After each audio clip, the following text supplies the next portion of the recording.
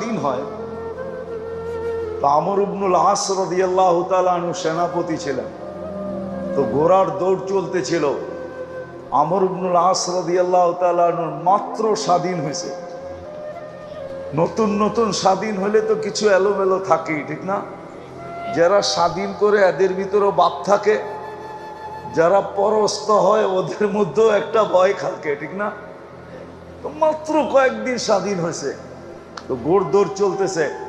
আমর ইবনুল আস রাদিয়াল্লাহু তাআলা আনহুর ছেলে এই ঘোড়ার দৌড়ের ভিতরে অংশ নিছে। তো এক ইহুদির ঘোড়া ওনার ঘোড়ার আগে দিয়া যাইতেছিল। আমর ইবনুল আস রাদিয়াল্লাহু তাআলা আনহুর ছেলে ইহুদির পিঠে ছড়ি দিয়ে একটা আঘাত করে দিছে। ঘোড়া দৌড়ানোর লেগে একটা ছড়ি থাকে না, লাঠির মাথায় একটা